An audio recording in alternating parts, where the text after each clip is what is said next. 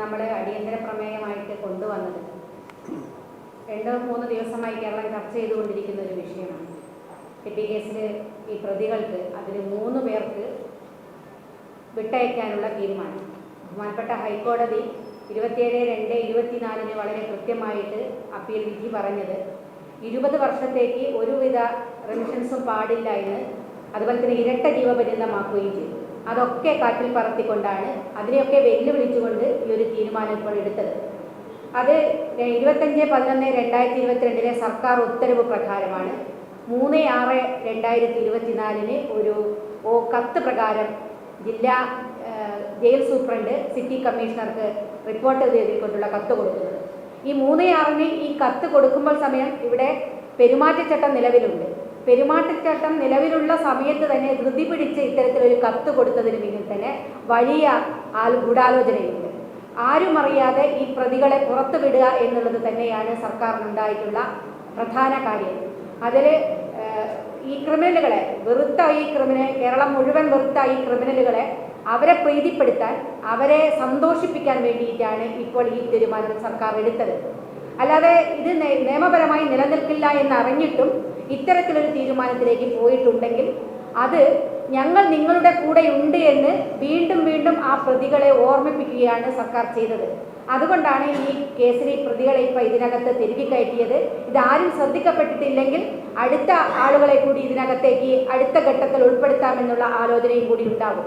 അപ്പോൾ നേരത്തെ പ്രതിപക്ഷ നേതാവ് സൂചിപ്പിച്ച 2018 വളരെ കൃത്യമായിട്ട് 14 വർഷം കൂടാതെ ഈ പ്രതികൾക്ക് ശിക്ഷ ഇളവ്, കൊലക്കേസിൽ ശിക്ഷിക്കപ്പെട്ട ആളുകൾക്ക് ശിക്ഷ ഇളവ് കൊടുക്കരുത് എന്ന് പറയുന്ന ഉത്തരവ് 2022 മാറ്റിയത്. അതിൽ 10 ആദ്യത്തെ ആ ക്ലോസ് തന്നെ എടുത്തു കളഞ്ഞു. ആദ്യത്തെ ക്ലോസ് തന്നെ ഈ പ്രതികൾക്ക് ഇത്തരത്തിൽ ശിക്ഷിക്കപ്പെട്ട വാടക കൊലയാളികളായ പ്രതികൾക്ക് ശിക്ഷ ഇളവ് നൽകരുത് എന്നുള്ളതാണ്.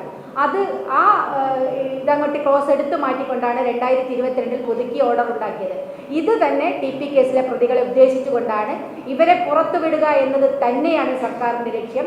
ഇവർ പുറത്തുവിട്ടിട്ടില്ലെങ്കിൽ, ഇവരുടെ കൂടെ നിന്നിട്ടില്ലെങ്കിൽ അവർ പറയുന്ന കാര്യങ്ങൾ ഈ സംസ്ഥാന നേതൃത്വം ജയിലിലാകുന്ന കാര്യങ്ങളാണ് എന്ന് വളരെ നന്നായിട്ട് സംസ്ഥാന ഭരണ നേതൃത്വത്തിന് അറിയാം. അതുകൊണ്ടാണ് ഇത്തരത്തിലൊരു തീരുമാനം ഇപ്പോൾ മുന്നോട്ട് പോകുന്നത്. അതുകൊണ്ടാണ് വഴിവിട്ട മുഴുവൻ നീക്കങ്ങളും. ഈ പ്രതികൾക്കല്ലാതെ മറ്റാർക്കെങ്കിലും ഇതുപോലെ പരോള് കിട്ടിയിട്ടുണ്ടോ?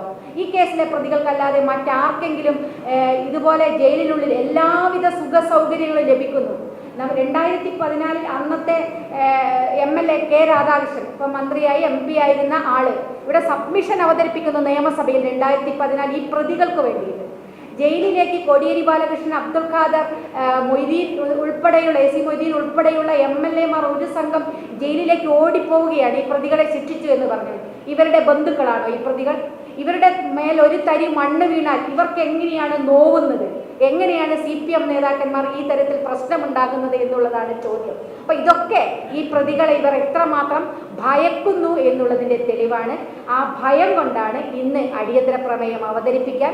കാരണം നമ്മൾ മുഖ്യമന്ത്രിയുടെ മുഖത്ത് നോക്കി ചോദിക്കാനുള്ള ഒരുപാട് ചോദ്യങ്ങളുണ്ട് ഈ വിഷയവുമായി ബന്ധപ്പെട്ട്. അതിനെയൊക്കെ സർക്കാർ ഭയക്കുന്നു, മുഖ്യമന്ത്രി ഭയക്കുന്നു. അതുകൊണ്ടാണ് മുഖ്യമന്ത്രി പറയാതെ സ്പീക്കർ പറഞ്ഞത്. അത് തന്നെ ഞങ്ങളോടുള്ള അവഹേളനമാണ്, സഭയോടുള്ള അവഹേളനമാണ്, ജനാധിപത്യ കേരളത്തോടുള്ള അവഹേളനമാണ് ഈ സർക്കാർ നടത്തിയിരിക്കുന്നത്. ഇതിനെതിരെ അതിശക്തമായി, ഇനി വിട്ടയക്കാനാണ് നീക്കമെങ്കിൽ അതിനെതിരെ അതിശക്തമായി ഞങ്ങൾ മുന്നോട്ട് പോകുമെന്ന് തന്നെയാണ് തീരുമാനിക്കുന്നത്.